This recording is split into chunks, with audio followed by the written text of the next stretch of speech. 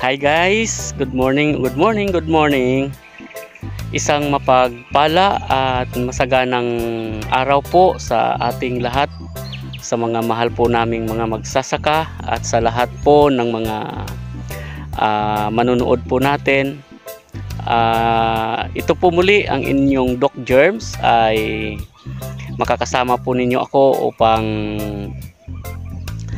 talakayin ang isa sa mga oportunidad na pwede nating gagawin sa ating mga sakahan at kung paano kaganda ang production o yung kitaan dito sa pagtatanim ng alugbate. Guys, nandito po ako ngayon sa Artilim, Zamboanga, Sibugay, at pinuntahan ko po dito ang isa sa mga magsasaka po natin, isa sa mga bayaning magsasaka natin, na ang kabuhayan po ay gardening. Pero hindi lang po ito basta-basta gardening guys. Kung mapapansin po ninyo, naka-flat po ito guys, tingnan nyo. Napakataas po na itong flat na to. At saka naka-plastic molds. Actually, ito po ay dating tinamnan ng siling labuyo. At sa katunayan ay may mga siling labuyo pa dito guys, pero nag-convert po siya ng kanyang planting o ng crop niya sa pagtatanim po ng alugbate. Ngayon, ang alugbate na ginagamit po niya guys ay itong kulay green. Tatanungin natin siya mamaya bakit green na alugbate, hindi yung pula, no? Ano ba ang potensyal nitong kulay green na alugbate? At paano niya ito minamanage? Paano niya ito minamarket? At gaano ba ang kitaan sa alugbate guys? At saka ano ba ito? Sensitive ba ito sa mga peste at sakit o anuman? Kaya abangan po ninyo guys, at saka pupuntahan po natin mamaya ang may-ari po nito, no? Okay? Abangan po ninyo ang ating interview. At sa mga hindi pa po nakasubscribe sa ating channel, mag-subscribe po kayo guys, at subaybayan po ninyo ang ating mga kakaibang technology na ipapakita sa inyo na pwede nyong ma-duplicate sa inyong mga lugar. Okay?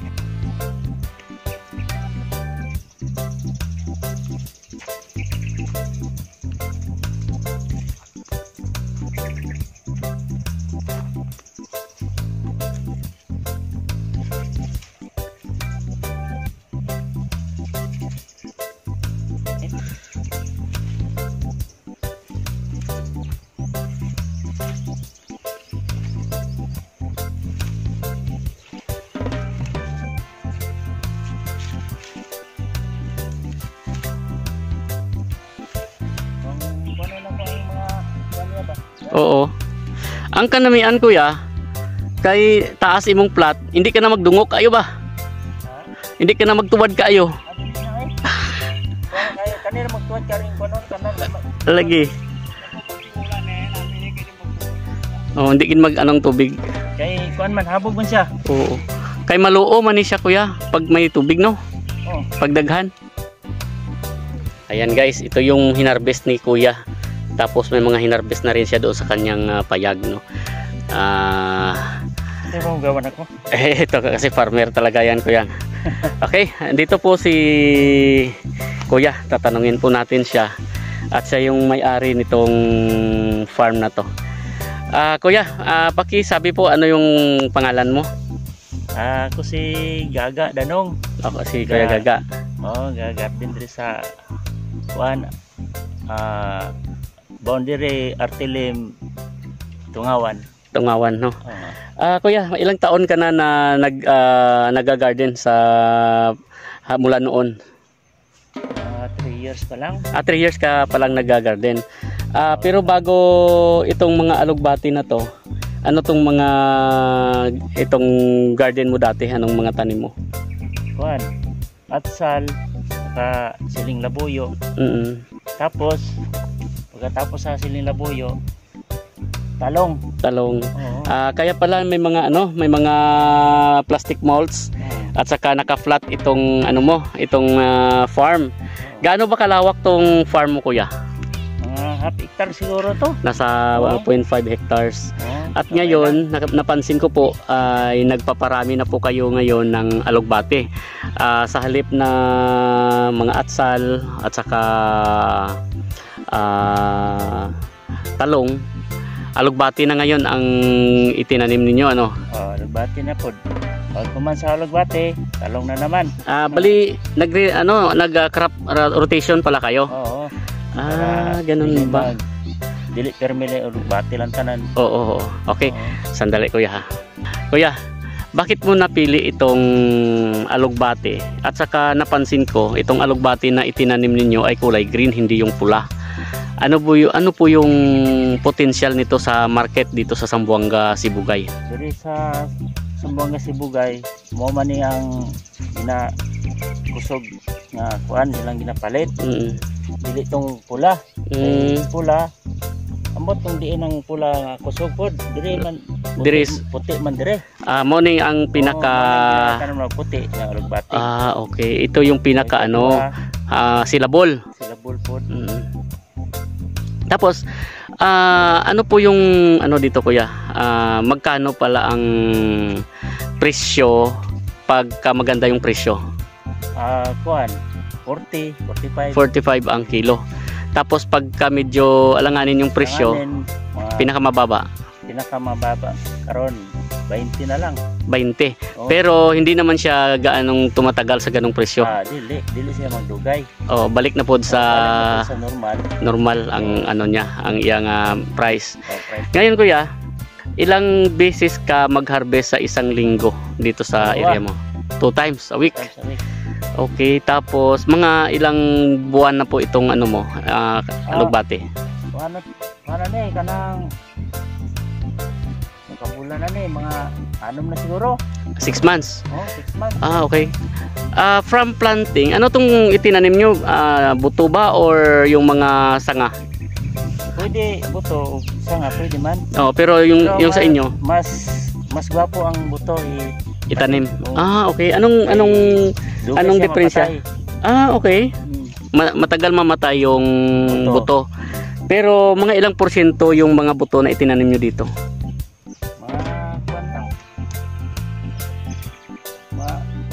Isa lang. Kunti lang. Mas marami pala yung mga yung mga sanga na itinanim nyo, yung inumpisahan nyo na dito, nagpaparami kayo. Pag bunga na niya, buto naman. Seedbed. Okay. Pali from planting, kuya, ilang buwan bago mag-start ang harvest? Opo. Mga 1.5. 1.5 months? May harvest na? May harvest na. Wow, ha?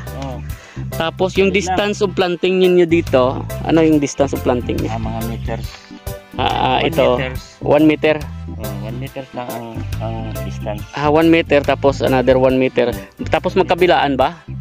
O sa ibabaw lang? Ibabaw lang, no? Kasi yung nilagyan nito, ito yung dating tinamnan ninyo ng atsal, no? Atsal.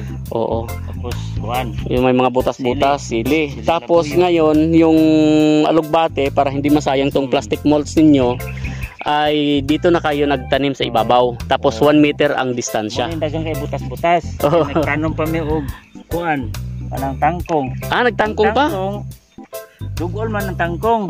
Muni nga ang butas-butas pero napuno ito ng tangkong noon. Puno. Pero ngayon, mas nakita ninyo na mas maganda pa sa tangkong ang alugbate. Mas maganda ang pan. Okay. Ano bang ang problema dati sa kangkong nung nagkangkong kayo rito? Trabahoso ang tangkong. Trabahoso siya? Dili para sa alugbate nga dali lang. Ano ba yung yung pinaka-trabahoso sa kangkong na experience niyo? Yung mag-harvest at saka yung maglinis? Linis pa. Okay. Pero itong alugbate, pagkatapos ng harvest, ibabundle nyo per kilo? Per kilo na lang, itali. 1 kilo. Oo. Tapos wala nang classification masyado, no? Wala na. Dire-diretso na. Wala sikan o girls. Wala na. Galing, no? Okay. Sa isang harvest time mo dito, kuya, di ba sabi mo mga half hectare ito, no? Pero nagpaparami pa kayo. At saka kung mapapansin nyo, guys, may mga portion pa na wala pang tanim dahil medyo El Nino ngayon, kuya, no? At saka nakita ko, kuya, sa panahon ng El Nino ay talagang maganda itong pagtubo ng ano mo, nung alugbate. Ibig sabihin, may capacity po siya na ano siya, no, survive siya sa El Nino, no? Oo. Sa walang tubig. Bisbisan lang. Dilig lang. Dilig lang. Pero ilang bisis kayo magdidilig? Isang 1 week. Once a week lang? Once a week lang? Okay, no? Oo. Paano naman itong ano, kuya, fertilization ninyo? Kuan. Apply lang abono, kasar ko nag-abono ani. Bali paano kayo nag-abono? Bali anong paraan? Kuan, tubig lang. Bali ihalo sa tubig. Halimbawa sa isang balding tubig na 20 liters, ilang ilang kutsara ng abono at anong klaseng abono 'yon? Kuan, urea lang. Urea lang. Oo, Tapos urea. ilang kutsara? Kuan, isang balde, isang tinapa. Isa ka tinapa o isang sardinas. Isang sardinas na Oo, sa isang balding tubig tapos itutunawin.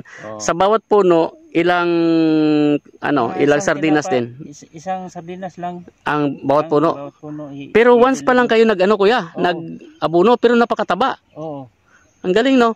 Pagdating naman, kuya, sa mga peste, mga sakit, may na-encounter din po ba kayo dito sa ano nyo? Oo, kuan niya, atake niya siya. Anong problema? Sa itong mga piste nga kuan, mga armyworm. Tapos ano siya, yung magbutas-butas tong mga dahon? Magbubutas-butas? Ito ganun. Magbutas-butas. Okay. Tapos ano yung diskarte nyo para ma-maintain tong tong pag atake ng mga peste? Kuan, na-spray na mo mga kuan lang kanang halo-halo matong una. Ngayon karon kuan kanang ginagamit na mo tong crop vaccine. Tapos mayang yang kuan sa crop vaccine, no? Sa dahon. Way nawala yang atake. Para iwas din sa para iwas din sa yung kumakain ay medyo safe. Oo. Pero di na sila mag-atake. Oo, pero noon may ginagamit kayo na pesticide nung wala pa kayo nagka-crop vaccine. Oo, daghan to na agian tapos pag crop vaccine mo na ni siya nag-ano na ang dahon niya. Nagtaba siya tapos na wala na yung mga peste. Oo, yung mga butas-butas. Oo, mga butas-butas sa dahon niya, wala na. Ang galing ko yan. Tapos sa kuya, weed management ninyo, ito lang ang ginagamit ninyo, yung mulching. Tapos hindi naman masyado tumutubo mga damo sa palibot, Hindi na siya magtubo kay na may mulching. Oo, mulching. Tapos dito sa baba, kuha na lang. Spray itong nag-herbicide. Herbicide. Oo, para hindi siya dadami, no? Oo. Dire sa kanal. Sa kanal ka lang. Sa Pero kanal lang ka napakataas tong nyo, kuya, yung flat ninyo. Bakit napakataas? Okay, kuan man siya sa baha ba?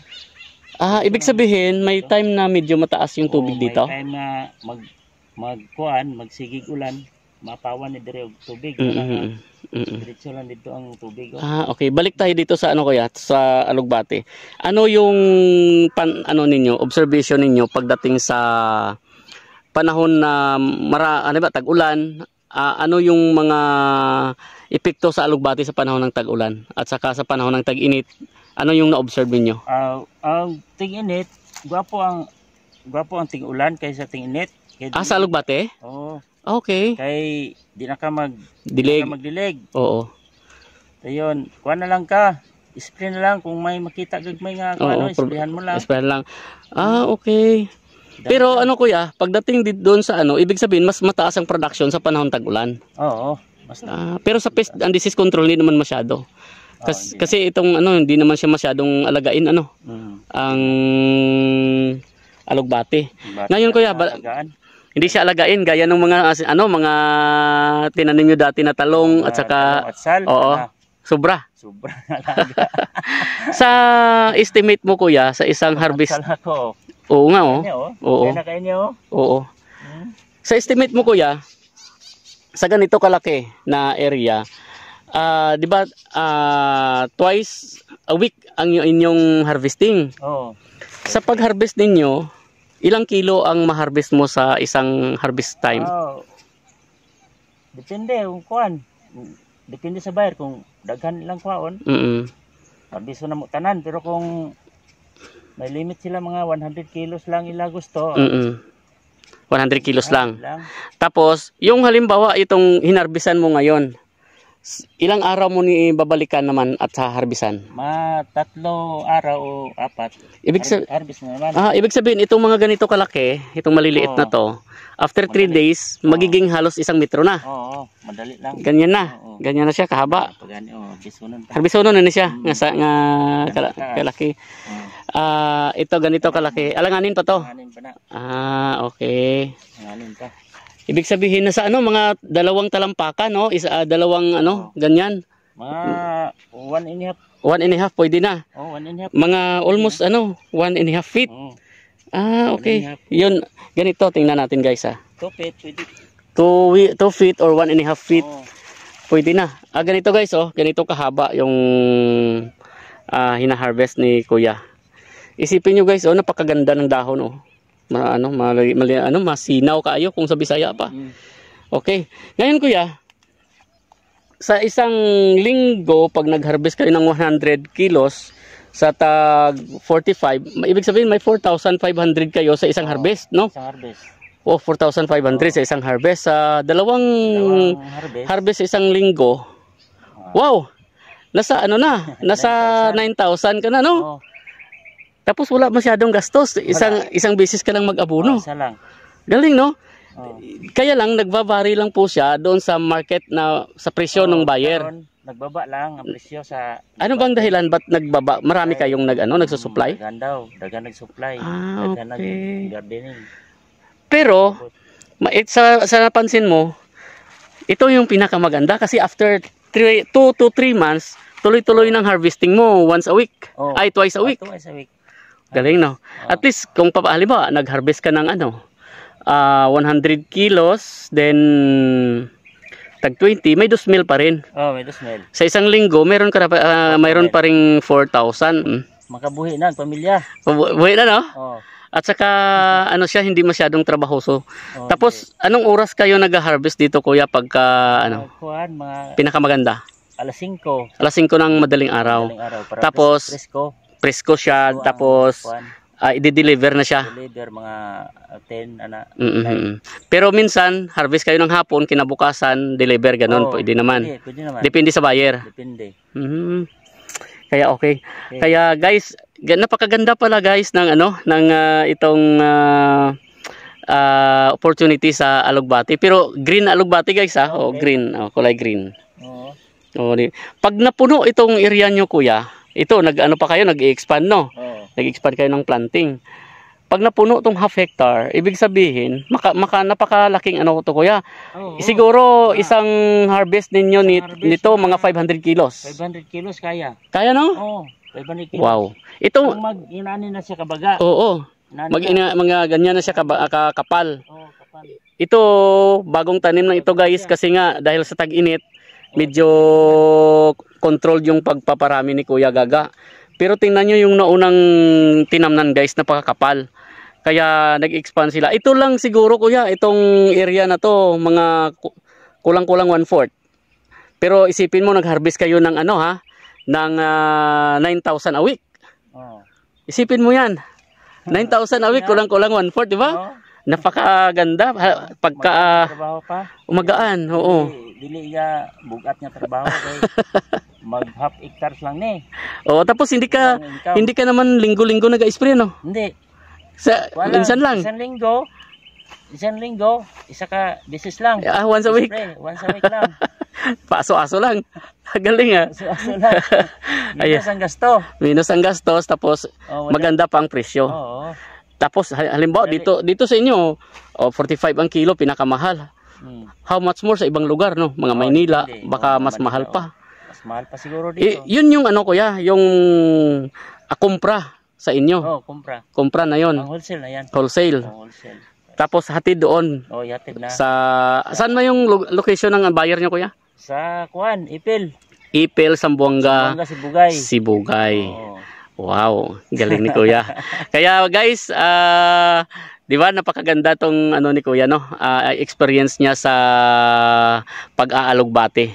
Kaya mamaya titingnan natin kung paano nila pinoproseso at paano yung ano nila post harvest na ginagamit para mapanatili yung crispiness o yung kanyang pagka-fresh nitong alugbate kahit sa tanghaling tapat na mag-harvest sila kung mag-i-extend. Kuya, nag-iisa ka lang nag-harvest, ano? Kaya. Pero kaya naman. Dali lang harveston ang alugbate. Mabilis, ano? Oo, dali lang. Yes. Di para sa tangkong, Okay, Kuya, puntahan natin mamaya yung ano mo, yung paano kayo nagpo-proseso, no? Sige. Sige. Salamat, Kuya, sa panahon. Okay. Okay. Bye-bye.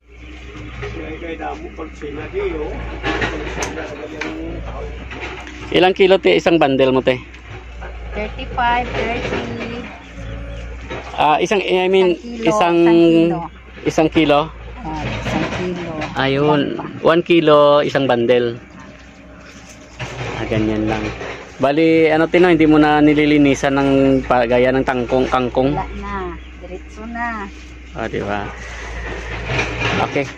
Ito po si Ate Nining.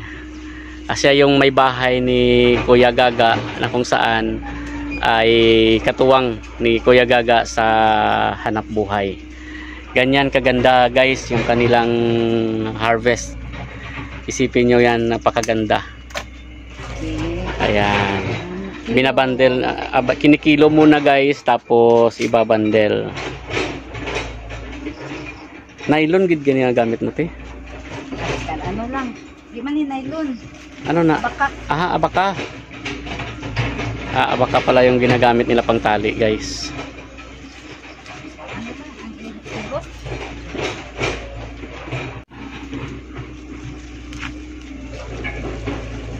Ganito na po kalaki yung kanilang 1 kilo guys. Oh. Yan. Pag nagmahal ang presyo, nasa 45 per kilo nito. Yan, napakaganda guys. Yan. Malaki din pala isang bundle. Pero pag nasa ano te, pag nasa public market na magkano 1 kilo sa retail nila? Rohon nila. Ay bali ano pa nila? Hindi na per kilo? 1 kilo, mga 5, 10 peso. 5 i-retail. Bali i-rebundle. Ganito, 10 peso. 10 pesos na. Yung 1 kilo nila, sobra na mga ano pa, mga ilang bundle kaya yun magagawa nila. Siguro mga 10 din. Wala na ako kabalo kung pila. O kung mag-10 or halimbawa 6. Halimbawa 6. Depende na kung ano. Sila man yung isa-isa. Ano na pala nila yon para hindi masyadong mabigat sa ano no sa buyer. At least makabili sila ng 10 pesos.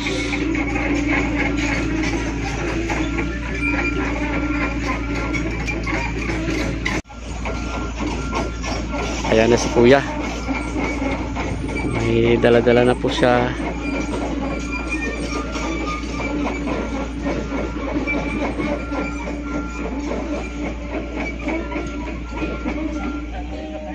Mga ilang kilo yan Kuya? 20 kilos na? Oo. Wow. May babalikan ka pa? Marami pa?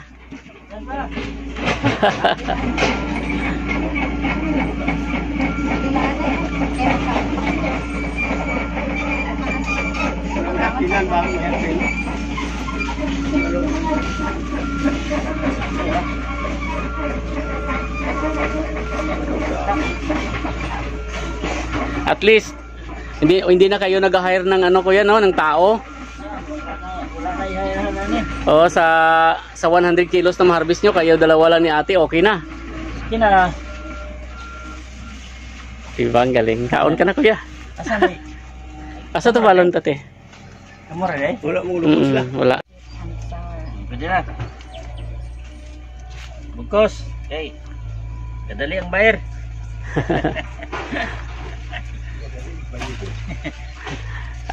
Ito yung ano guys, style na yung kabuhayan na sweet masyado yung mag-asawa. Magkasama sa hirap at ginhawa. Yan, sa kabuhayan, sabay-sabay sila dalawa. Ayan.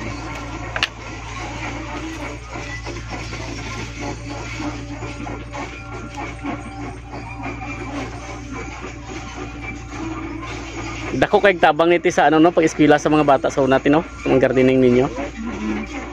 Alawan si Crystal karon kada semana. Kada semana. Sa panahon ni Ray, nagagarden na mo ato kuya? Wala pa no. Babuyan. Babuyan kamo ato, pugo. Babuyan lang ito. Lahir ang pugo. Karon kay Crystal naman ni college. Actually guys, ang sinusuportahan itong garden nila ngayon, nag-aaral sa pharmacy, yung isang anak nila na babae. Yung isa naman, nakasakay na sa barko. Di ba? Ang galing. Sana? Ilang ba? Ilang naman.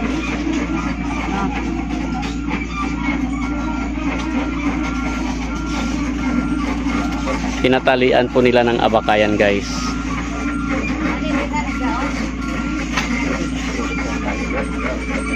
Yung iba kuya, lastik ko.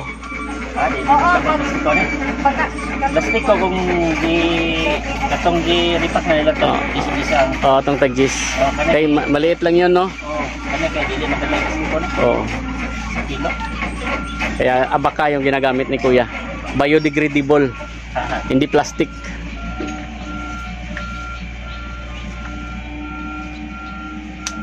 Ayan. Wala na sila makita itong mga parenti. Wala. Asa na sila ng garden ka?